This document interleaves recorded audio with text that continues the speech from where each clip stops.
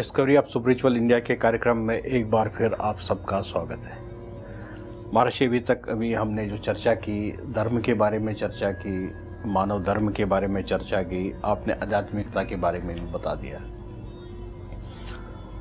महर्षि, संसार में जीने के लिए संस्कृति और संस्कारों की आवश्यकता है और भारत में दोनों चीज़ें पहले थी, इसीलिए पूरा विश्व भारत को विश्व गुरु मानता था। तो हमारे दर्शकों को आप थोड़ा सा और ज्ञान दीजिए, क्या है संस्कृति, क्या है संस्कार हमारे शास्त्रों के अनुसार और किस तरीके से दोनों का विकास हो सकता है। संस्कार वह विधा है जिसके द्वारा अंतःकरण की गंदगी को निकाल कर स्वच्छता का आधान जहाँ किया जाता है, वो संस्कार का कार्य है। संस्कार का मतलब है पुनीत करना। संस्क्रियतेति संस्कारः, स्वच्छता कर देना, मलिनता को हटा करके स्वच्छता का आधान कर देना, गंदगी हटा देना, ये सब संस्कार करता है। व्यक्ति का संस्कार नहीं होगा तो व्यक्ति संस्कारी नहीं बन सकता। स्वर्ण खंड को हम लेते हैं, बिस्कुट को लेते हैं, हम उसको कहते हैं आप इसको धारण कर लीजिए। आप कहेंगे महाराज कैसे धारण करें? क्यों? उसके अंदर धारण करने की योग्यता नहीं है उस स्वर्ण बिस्कुट के अंदर।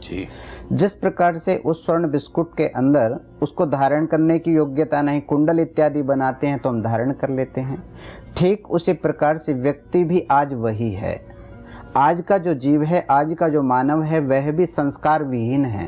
तो उस संस्कार विहीन मानव के कर्तव्य को हम अपने जीवन में कैसे उतारें, सबसे बड़ा प्रश्न ये उत्पन्न होता है। बिल्कुल, ये आता है हमारे संस्कारों से। हमारे ऋषियों ने, हमारे महर्षियों ने बहुत चिंतन किया और बहुधा चिंतन करके इन सभी ग्रंथों का, अपने अपने वेद और पुराण ये अनादिकाल से हैं, ये किसी द्वारा लिखे हुए नहीं हैं। जो आज के ग्रंथ वो हम लोग लिख रहे हैं, परंतु वेदों को तो किसने लिखा? ब्रह्मा जी महाराज की श्वासें हैं, वो तो वाणी को स्पष्ट किया। उन श्वासों को हमने पढ़ा और उसको लिपिबद्ध किया। पहले हमारे श्रुति परंपरा चलती थी, हम सुनाते थे अपने शिष्यों को और शिष्य उसको एक बार में धारण कर लिया करते थे। ये हमारी पुरोधा थी, ये हमारी वैसी मेधा थी। परंतु तो संस्कार माने स्वच्छता कर देना। यहाँ पर गंदगी होगी तो हम गंदगी में नहीं बैठेंगे, स्वच्छता में बैठेंगे।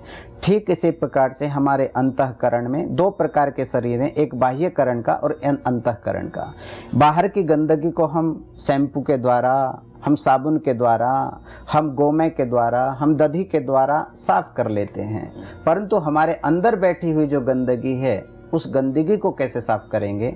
उस गंदगी को साफ करने का कार्य करते हैं हमारे संस्कार, जो जन्म से पहले प्रारंभ होते हैं और श्वासों के अंतिम, उसके उपरांत भी चलने वाली विधा का नाम संस्कार है। अर्थात मनुष्य के जन्म से प्राक से लेकर, प्रारंभ से लेकर के और मृत्यु के उपरांत के बाद भी जो विधा चलती है उसका नाम संस्कार है।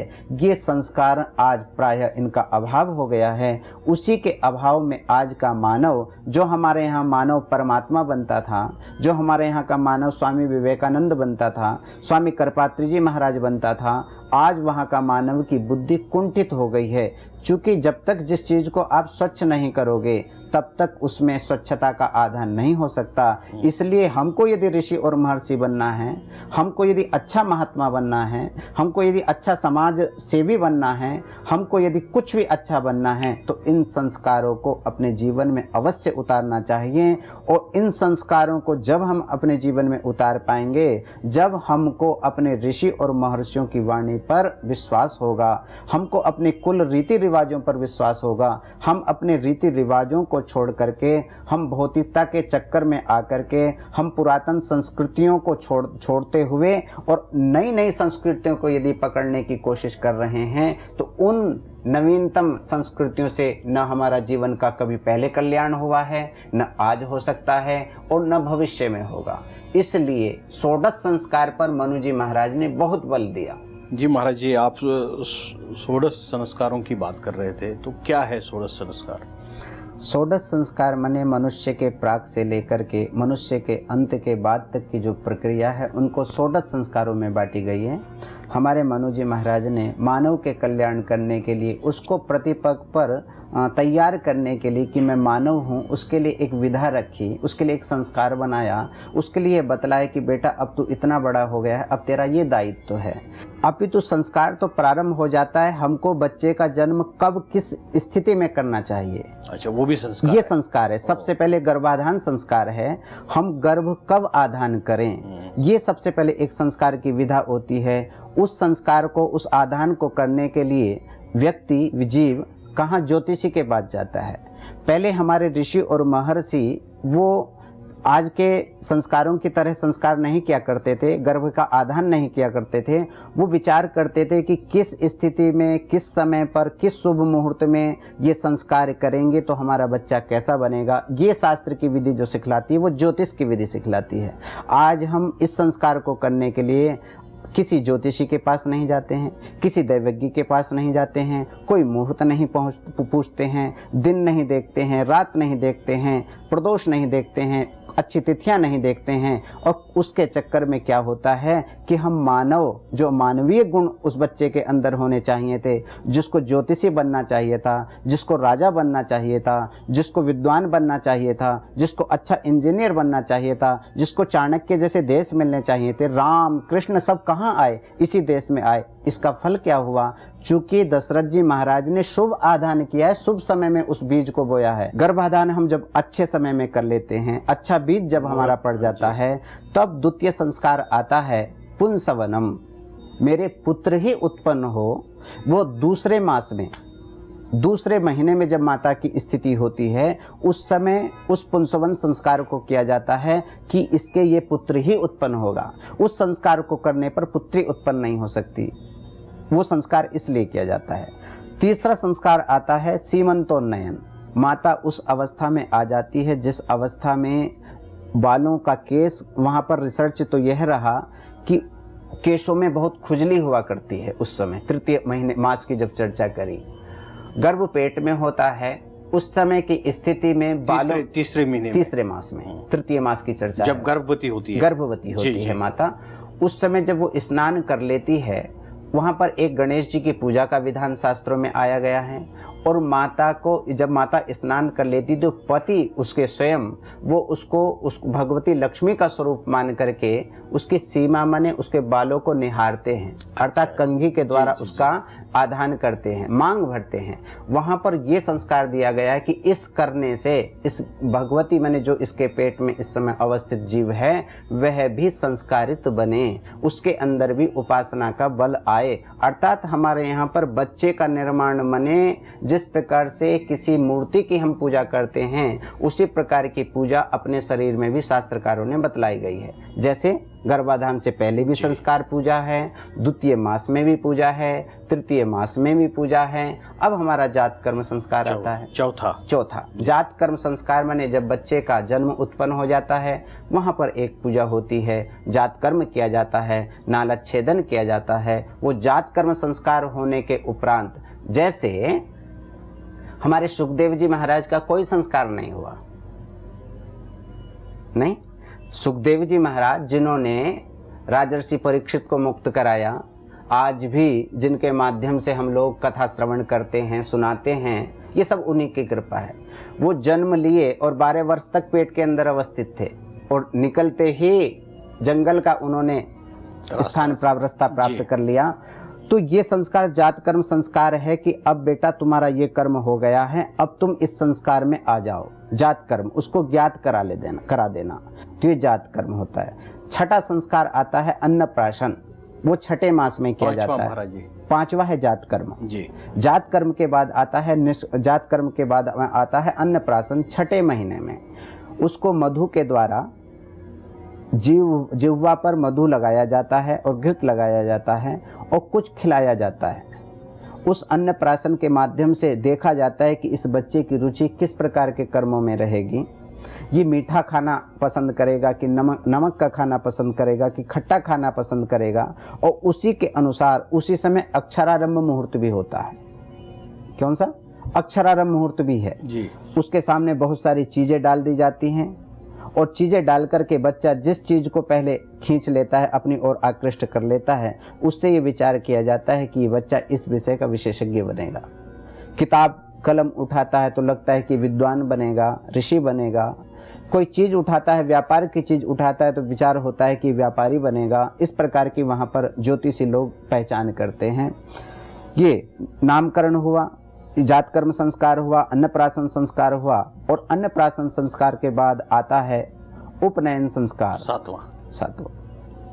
इससे पहले एक संस्कार है, उसके बाद आता है हमारा 4 संस्कार एक साथ होते हैं लगभग।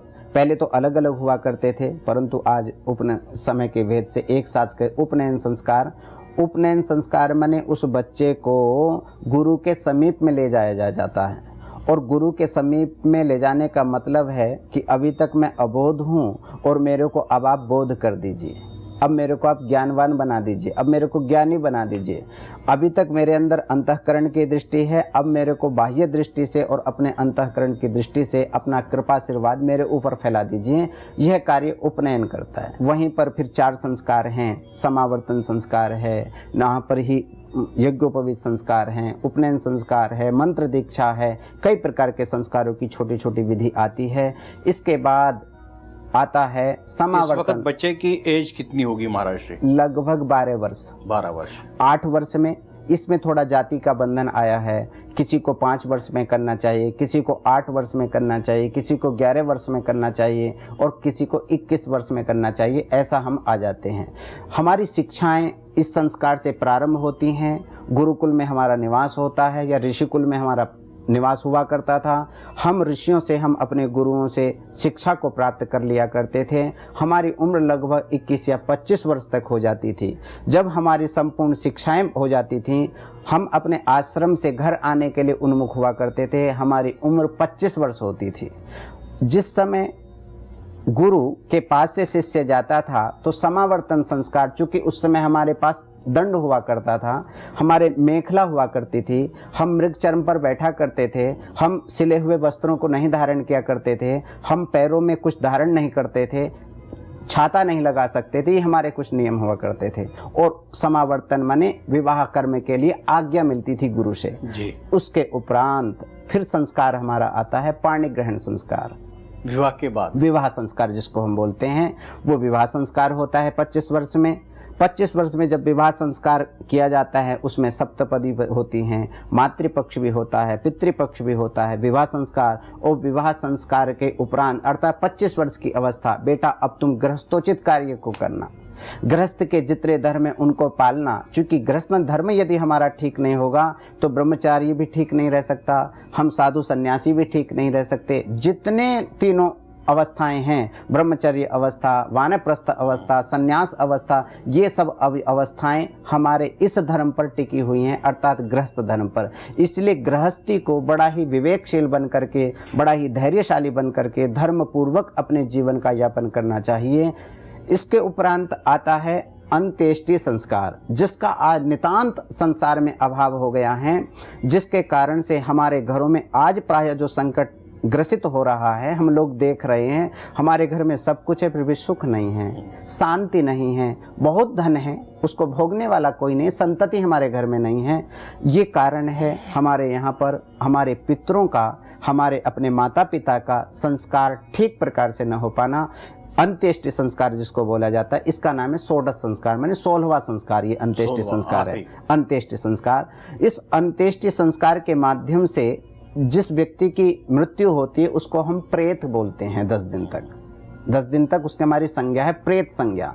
उस प्रेत संज्ञा से 11वें दिन वो पितर बनता है और वो संस्कार करने की एक विधा है। वो संस्कार का नितांत अभाव हो गया है। वो किस प्रकार से संस्कार होने चाहिए, क्योंकि पितर कैसे बने, आजकल हम पितर बन ही नहीं पा रहे हैं। क्यों? उनका संस्कार हो ही नहीं पा रहा। जब संस्कार ही नहीं होगा तो न पितर बनेंगे अभी तो भूत, प्रेत, पिशाच, डाकिनी, शाकिनी इत्यादि बनेंगे। और इन सब के बनने से क्या होगा, समाज में अराजकता फैलेगी, समाज में अशांति का वातावरण होगा, सुख नहीं रहेगा, शांति नहीं रहेगी, समृद्धि नहीं रहेगी। इस प्रकार से ये स्थितियां आज हमारे यहाँ उत्पन्न हो गई हैं। आवश्यकता है इन षोडश संस्कारों को समाज में जागृत करने की, जिसके लिए न आज कोई संस्कारशाला चल रही है, न कुछ भी नहीं हो पा रहा है। किसी भी शिक्षालय में चले जाइए, किसी भी विद्यालय में चले जाइए, किसी भी स्कूल में चले जाइए, कहीं भी इस प्रकार की शिक्षा नहीं दी जा रही है। हमारे पूज्य गुरुदेव वीरवृत्ति श्री प्रबल जी महाराज ने संस्कारशाला का एक आयोजन मुंबई में किया है, जहां पर केवल षोडश संस्कार ही सिखाए जाते हैं।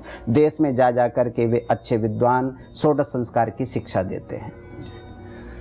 तो बहुत ही अद्भुत, सुंदर, ज्ञानवर्धक चर्चा रही महाराज श्री के साथ में। महाराज श्री का जो ज्ञान का प्रवाह वो आप तक पहुंचा, भारत में भी और भारत के बाहर के देशों में भी आप लोग जो रह रहे हैं, ये प्रवाह आप तक भी पहुंच रहा है। मुझे पूरी आशा है कि आप सबको इस कार्यक्रम के द्वारा ज्ञान मिला होगा और आने वाले समय के लिए रास्ता भी मिला होगा। हमारे ऋषि मुनियों ने 100 करोड़ साल, 150 करोड़ साल पहले ये संस्कार बनाए। उस वक्त उन्होंने शोध के जरिए ये निचोड़ निकाला कि मानव अगर ये करे तो वो विकसित हो सकता है, उसके अंदर में ज्ञान का प्रवाह बढ़ेगा और वो संसार के कल्याण के लिए, हित के लिए कार्य कर सकता है। हम इसी महान पद्धति में रहते हैं और हमें फख्र है, गौरव है कि हम इस महान पद्धति के माध्यम से संसार में अपना जीवन व्यतीत कर रहे हैं। जो धर्म के ठेकेदार है, जो लोग राजनेता है, जो ये समझते हैं कि हिंदू पद्धति, सनातन पद्धति हिंसा फैलाती है, इंटॉलरेंट है, उनका ज्ञान का अभाव है, ऐसे संतों का मानना है। जैसे कहा जाता है, ignorance of law is no excuse, वैसे ही lack of knowledge can not be base for enlightenment. अगर किसी व्यक्ति में ज्ञान का अभाव होगा, उन्होंने हमारे शास्त्र नहीं पढ़े होंगे, तो वो किसी नतीजे पर पहुंच नहीं सकता है। इससे पहले मैं इस कार्यक्रम को यहाँ समाप्त कर दूं, मैं महाराज जी का धन्यवाद देना चाहता हूँ। महाराज जी, बड़ी अच्छी चर्चा रही आपके साथ में और मुझे पूरी आशा है कि हमारे सभी दर्शकों को ज्ञान मिला होगा और उनको जीने के लिए एक रास्ता मिला होगा। मैं ये भी आशा करता हूँ कि आप आने वाले समय में हमारे साथ फिर जुड़ेंगे और हमारे साथ में ज्ञान बांटेंगे। मैं पुनः आपको नमन करता हूँ, धन्यवाद देना चाहता हूँ और नमस्कार करता हूँ। नमस्कार। आप सबको भी मेरा प्यार भरा नमस्कार।